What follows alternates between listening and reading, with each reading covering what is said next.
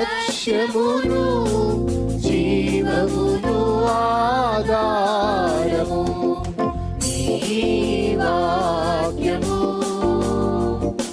నా త్రోవకు.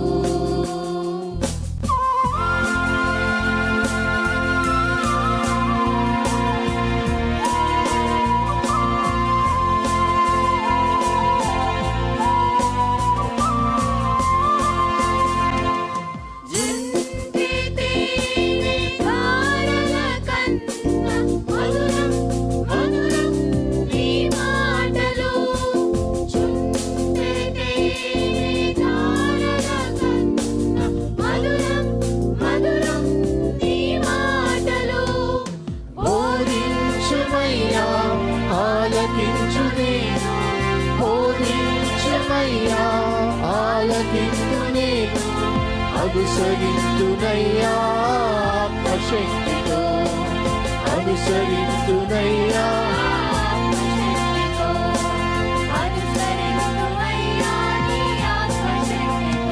ప్రియమైన సహోదరి సహోదరులకు ప్రభు నామమున శుభములు. దేవుని దయాసంకల్పం చొప్పున ఏర్పాటు చేయబడిన ప్రభుతో ప్రారంభం అనుదిన ధ్యాన కార్యక్రమం క్రీస్తునందల ప్రేమతో మిమ్మల్ని ఆహ్వానించుచున్నాను. జుంటె తేనె ధారల కన్నా మధురమైన వాక్యము మన ప్రాణమును సేదతీరుస్తుంది, మన మార్గమును సరిచేయునది, నిత్యరాజ్యమునకు మనను చేర్చున్నది దేవుని వాక్యము. అటువంటి జీవార్థమైనటువంటి వాక్య ధ్యానం ద్వారా మన దినమును ప్రారంభించుట ఆశీర్వాదకరం. ప్రభుతో ప్రారంభం, తద్వారా ప్రతిక్షణము ఆయన మనతో, మన వెంట కాపరిగా, పోషకుడిగా ఉండాలని కోరుకుంటూ ప్రార్థనతో ప్రారంభిద్దాం.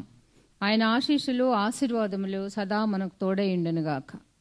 త్రాహిమాం క్రీస్తునాథా దయ చూడరావే, నేను దేహి అనుచు నీ పాదములే దిక్కుగా చేరితి నిపుడు. త్రాహిమాం క్రీస్తునాథా దయ చూడరావే.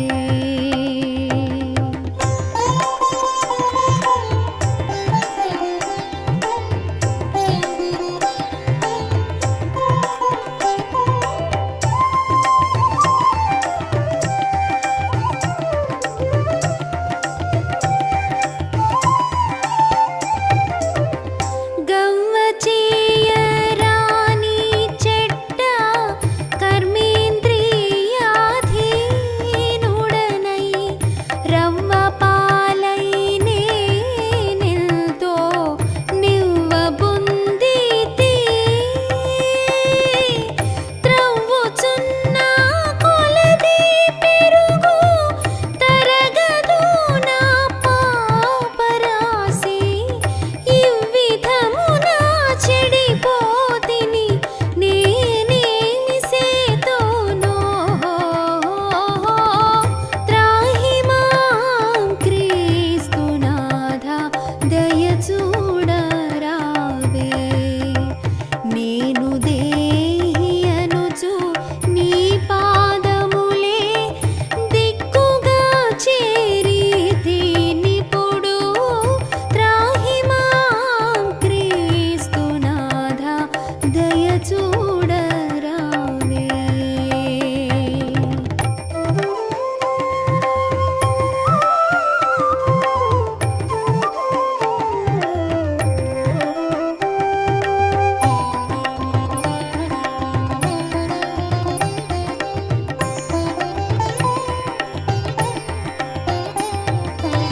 నీయందు భయభక్తులు లేని నిర్లజ్జా చిత్తముని చేయరాని దుష్కర్మములు చేసినాడను. దయాల రాజు చేతిలో చేయి వేసి వాని పనులా చేయసాగినే నీ భంగి. చెడిపోయితి నేనయ్యయ్యయ్యో. త్రాహిమాం క్రీస్తునాథా దయ చూడరావే, నేను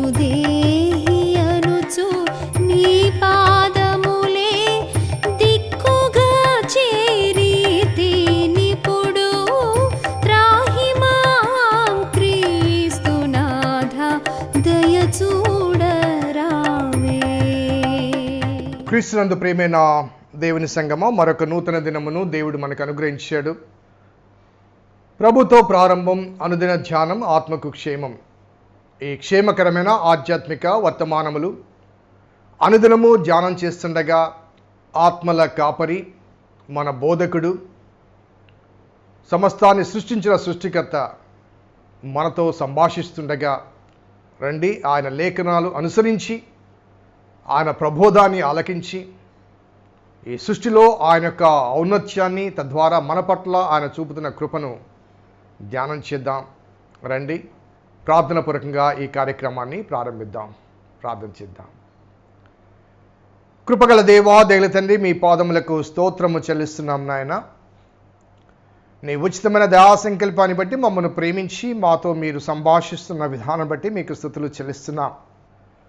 మీ లేఖనాలు అనుసరించి మాకు అనుదినము బోధిస్తున్నారు.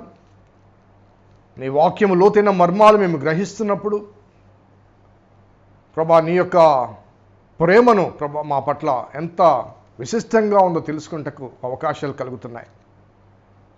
ఎంతటి వారం మేము ప్రభా, నీ సృష్టి యావత్తును గమనించినప్పుడు ఆ సృష్టిలో మేము ఎంతటి వారం ప్రభా.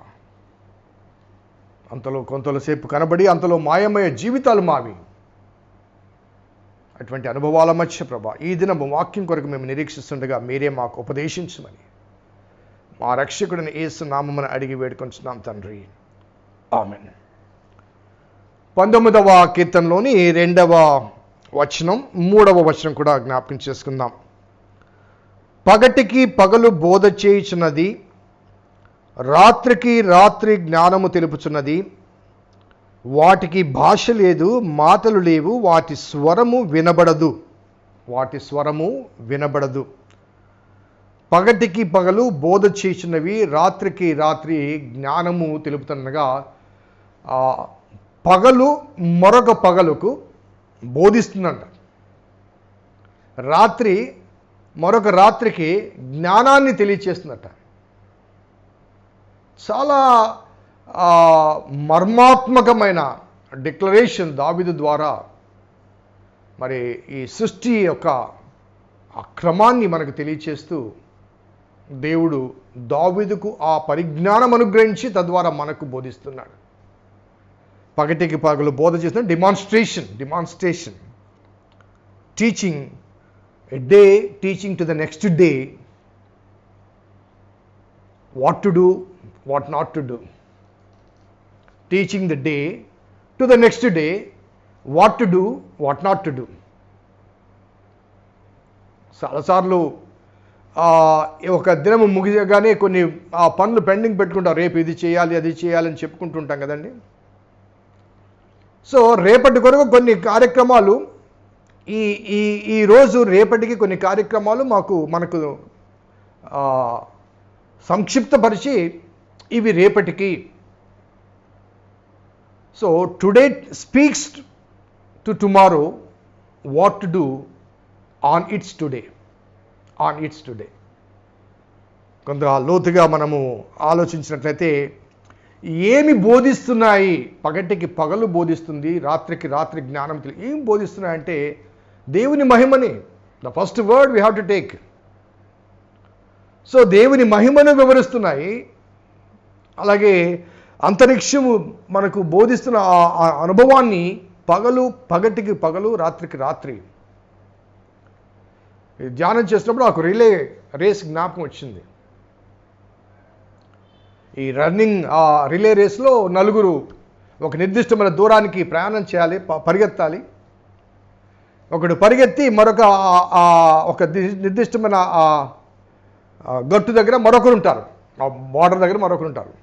పరిగెత్తుకెళ్ళి అతనికి అందించాలి, అతను తీసుకు పరిగెత్తాడు, అతనికి వెళ్ళి మరొకరికి అందించాలి.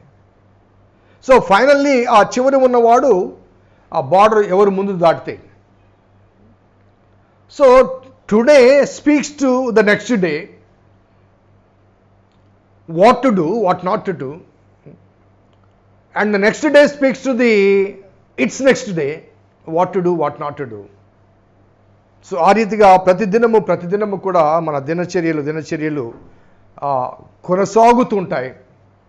ఈ మాటలు చెప్పడానికి కారణం ఏంటంటే today becomes yesterday and the next day becomes today. ఈ ఆర్డరు, ఈ క్రమం మారదు. ఈ క్రమాన్ని ఎవరు నిర్ణయించారు? దేవుడు నిర్ణయించాడు. ఆకాశంలో ఉంచబడినటువంటి ఆ సూర్యచంద్ర నక్షత్రాదుల వాటి గమనము కానీ, వాటి యొక్క ఉద్దేశం కానీ, ఈ భూమండలంలో ఉన్న జీవరాశుల జీవనానికి సంబంధించింది. కాబట్టి మనము ఈ దినములు ఎలా లెక్కిస్తున్నామో, ఇది పగలని ఎలా అంటున్నామో, సూర్యుడు ఉదయిస్తేనే, ఇది రాత్రి అని ఎప్పుడు అంటున్నామో, సూర్యుడు అస్తమిస్తేనే. కాబట్టి ఈ పగలు రాత్రి ఈ కొలతలు ఎవరు చేస్తున్నారు? ఎవరి బట్టి చేస్తున్నారు? దేవుడు నియమించిన సూర్యుని బట్టి. సూర్యుని గమనం కాదు, సూర్యుని చుట్టూ భూభ్రమణం. కాబట్టి పగటికి పగలు బోధ చేయుచున్నవి, వాటికి మాటలు లేవు, వాటికి భాష లేదు అనే మాట 3rd verse నుండి. వాటికి భాష లేదు, మాటలు లేవు, వాటి స్వరము వినబడదు. వాటికి భాష లేదు, మాటలు లేవు. ఫర్ ఎగ్జాంపుల్ చెప్తున్నాను, ఎగ్జాంపుల్ కోసం చెప్తున్నాను. ఈ ఈవినింగ్ పని అయిపోగానే నెక్స్ట్ డ్యూటీకి వచ్చిన వారికి, ఇదిగో ఇంతవరకు చేశాను నేను, ఇది నువ్వు చేయాలని పని అప్పగించి వెళ్తాం. So he has to continue. కానీ పగలుకు బోధించడానికి, లేకపోతే రాత్రి బోధించడానికి ఏమైనా భాష ఉందంటే భాష లేదట. భాష లేదు, బట్ బోధిస్తున్నాయి, వివరిస్తున్నాయి. వాటికి భాష లేదు, no voice, no sound, but they communicate to each other. How? ఎలా సాధ్యమవుతుంది అనే మాటలు మనం జ్ఞాపకం చేసుకుంటే, ఒక చిన్న ఎగ్జాంపుల్ నేను మీకు చెప్తాను. మన మధ్యలో కొంతమంది మూగా చెవిటి వాళ్ళు ఉంటారు. వారికి వినబడదు, వారు మాట్లాడలేరు. But they have a language. సైగలు చేస్తుంటారు. ఈ ఫింగరింగ్లో అనగా ఒక భాషను వారు నిర్మించుకున్నారు. అందుకే ఆ కదలికలు బట్టి they communicate each other.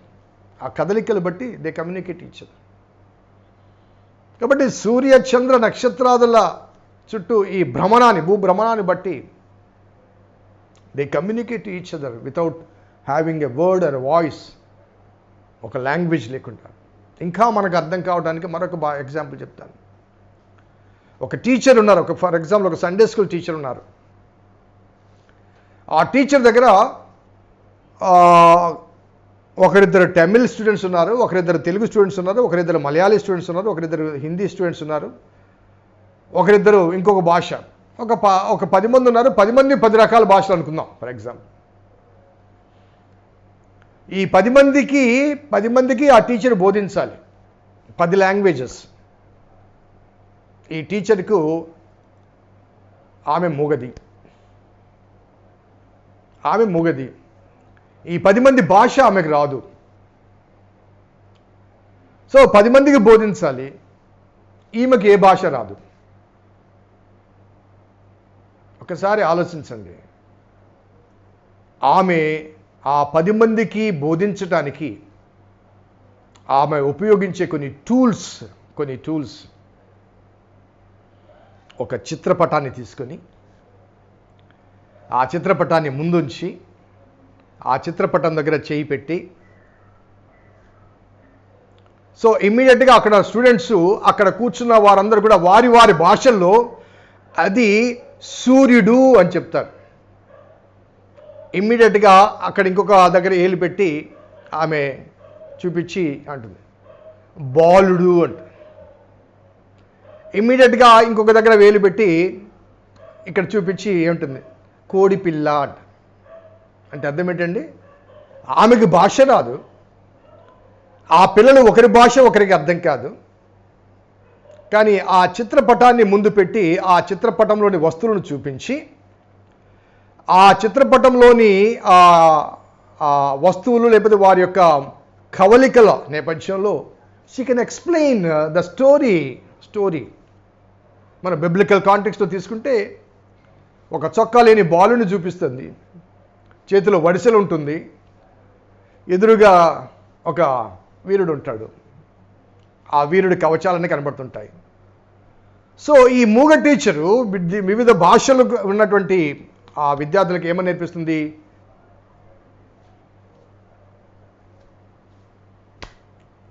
So there is a possibility of communication even without a language. Even without a language. నవ్వొస్తుంది కదండి.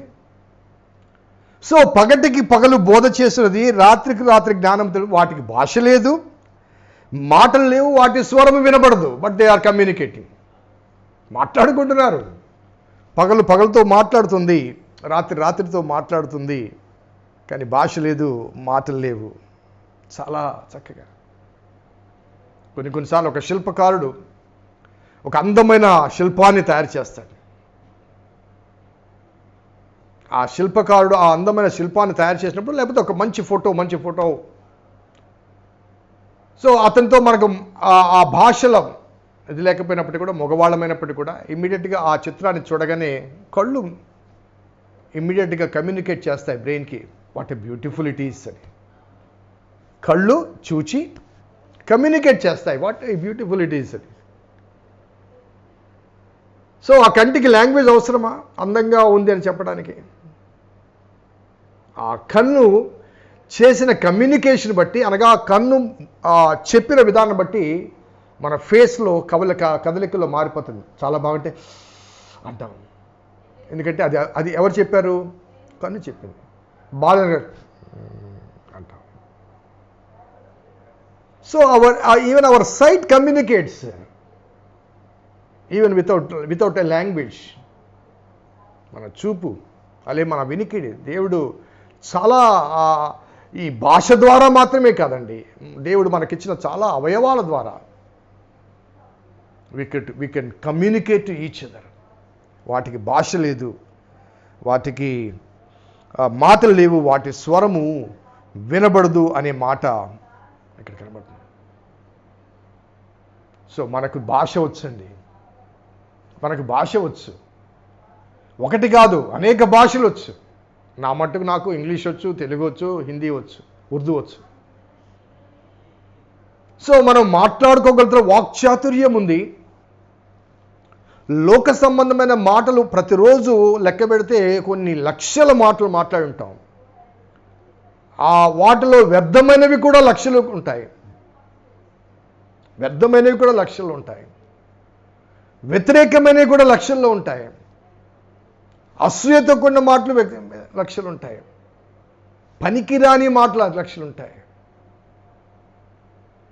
కానీ మనకు భాష ఉన్నప్పటికీ, ఎన్ని భాషలు తెలిసినప్పటికీ దేవుని గురించి మనం ఎంతవరకు వివరించగలుగుతున్నాం?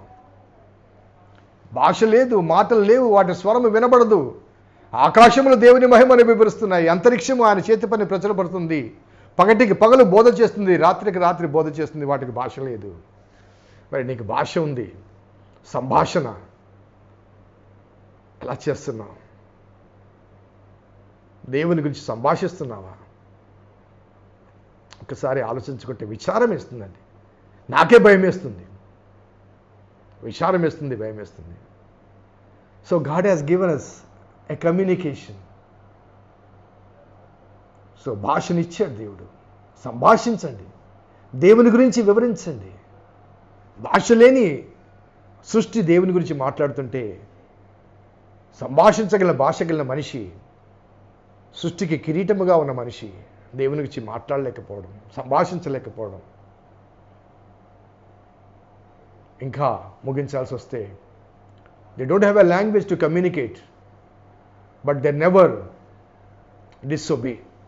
ఎప్పుడు అవిధేయత చూపించలేదు, దేవుని మాటను అతిక్రమించలేదు, వాటికి నియమించిన క్రమాన్ని ఎప్పుడు కూడా